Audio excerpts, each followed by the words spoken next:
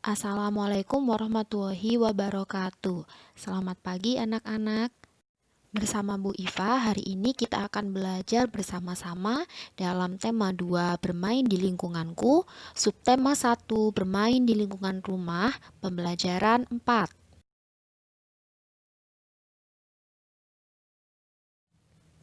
Apa saja yang akan kita pelajari hari ini?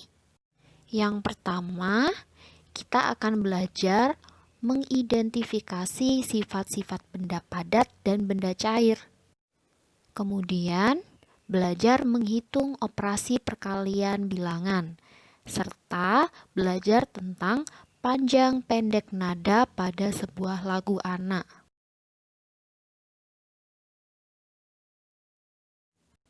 Sebuah lagu memiliki panjang pendek nada. Panjang pendek nada itu dapat dihitung dalam sebuah ketukan. Kita dapat menggunakan ketukan jari untuk menghitung panjang dan pendek nada. Misalnya pada lagu Berdayung ciptaan Ate Mahmud. Kita dapat menghitung panjang dan pendek nada pada lagu ini. Caranya bagaimana? Seperti ini ya. Lajulah perahuku, laju. Nah, seperti itu ya cara menghitung panjang dan pendek pada lagu Berdayung. Selanjutnya, mari kita bersama-sama menyanyikan lagu Berdayung.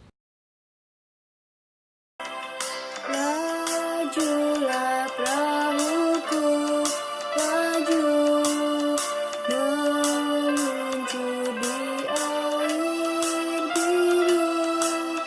Lajulah perahuku, laju, ke tempat yang aku tuju. Jangan hirau angin datang, biarkan bertiup kencang. Lajulah perahuku, laju, ke tempat yang aku tuju.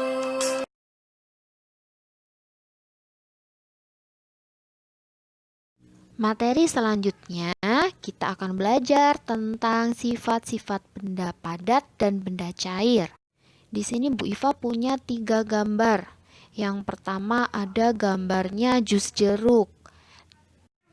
Ada gambar balon dan ada gambar bola. Ketiga benda itu adalah contoh dari benda padat, benda cair, dan benda gas. Benda padat, benda cair, dan benda gas memiliki sifat yang berbeda. Ada yang bentuknya tetap, ada juga yang bentuknya berubah jika dipindahkan tempatnya. Benda padat bentuknya akan tetap jika dipindahkan tempatnya. Perhatikan 3 gambar berikut. Ada gambar batu, kayu, dan kain. Nah, gambar itu semua adalah contoh dari benda padat. Apa saja sih sifat-sifat benda padat itu? Yang pertama, bentuknya tetap. Misalkan, kamu meletakkan pensil pada meja, kemudian pensil itu kamu pindahkan ke dalam kotak pensil, maka bentuk pensil itu akan tetap atau tidak berubah. Yang kedua, yaitu menempati ruang. Ketika pensil itu kamu taruh di dalam kotak pensil, maka pensil itu akan menempati ruangan kotak pensil itu. Yang ketiga, benda padat itu memiliki berat. Contohnya, ibu membeli 3 buah jambu. Ketika ditimbang, beratnya sama dengan 0,5 kilogram.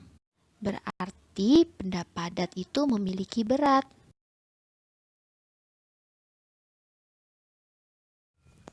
Untuk membuktikan sifat-sifat benda padat, lakukan percobaan berikut. Pertama-tama, siapkan sebuah gelas, mangkuk, dan sebuah batu. Masukkan batu ke dalam gelas, kemudian Pindahkan batu tersebut ke dalam mangkuk. Apakah batu tersebut berubah bentuknya? Tentu saja tidak, karena batu adalah contoh benda padat.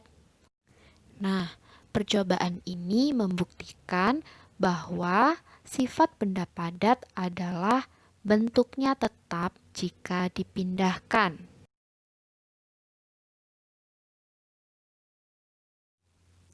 Benda cair bentuknya akan berubah jika dipindahkan tempatnya. Jika kamu menuang sirup pada botol, maka sirup itu akan berbentuk seperti botol. Jika sirup dipindahkan ke dalam gelas, maka sirup akan berbentuk seperti gelas. Benda cair dapat berubah bentuknya mengikuti bentuk tempatnya. Perhatikan contoh ketiga gambar ini. Ada gambar air, minyak, dan kecap. Air, minyak, dan kecap adalah contoh benda cair. Benda cair juga mempunyai sifat-sifat. Di antaranya, menempati ruang. Misalnya, air dalam gelas akan menempati ruangan gelas.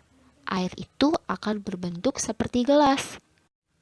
Kemudian, benda cair bentuknya berubah sesuai tempatnya. Dan yang terakhir, benda cair itu mengalir dari tempat yang tinggi ke tempat yang rendah.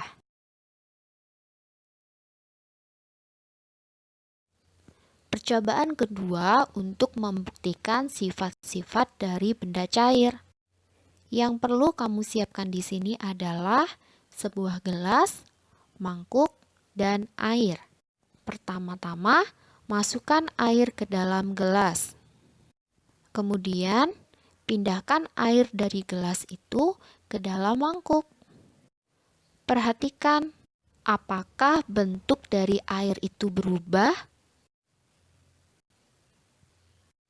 Ya, bentuk air akan berubah jika dipindahkan. Air di dalam gelas bentuknya akan seperti gelas.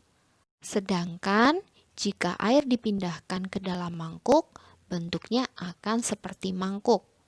Nah, percobaan ini membuktikan bahwa sifat-sifat benda cair adalah bentuknya berubah sesuai dengan tempatnya. Tahukah kalian, benda cair maupun benda padat juga dapat berubah bentuk loh.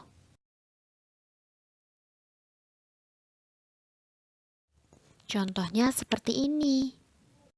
Kayu dan kain adalah contoh benda padat.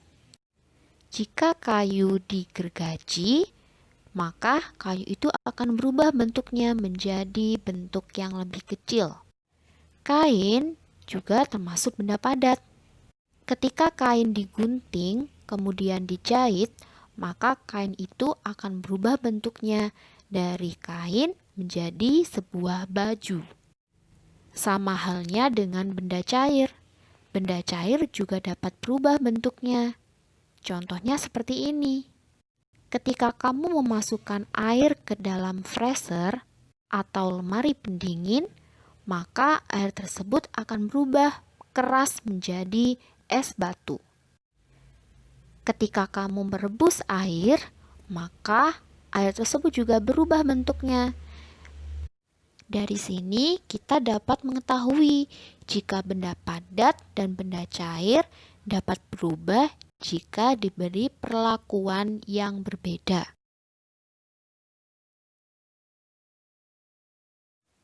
Materi selanjutnya kita akan belajar konsep dasar perkalian. Perlu diingat-ingat bahwa dalam konsep dasar perkalian 5 kali 3 itu tidak sama dengan 3 kali 5, meskipun hasilnya sama. 5 kali 3 hasilnya 15. 3 kali 5 hasilnya juga 15. 3 kali 5 berarti penjumlahan berulang 5 sebanyak 3 kali. 3 kali 5 berarti 5-nya ada 3. 5 ditambah 5 ditambah 5. Sedangkan 5 kali 3 berarti penjumlahan 3 yang diulang sebanyak 5 kali. 3 tambah 3 tambah 3 tambah 3 tambah 3. 5 kali 3 berarti 3-nya ada 5.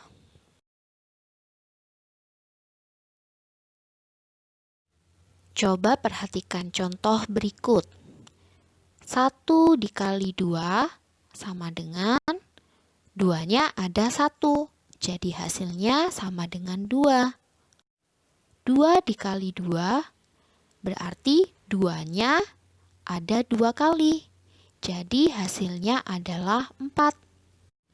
3 dikali 2 berarti 2-nya ada 3 kali. Hasilnya sama dengan 6.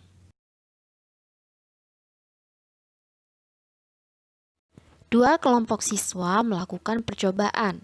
Setiap kelompok memerlukan 8 buah balon.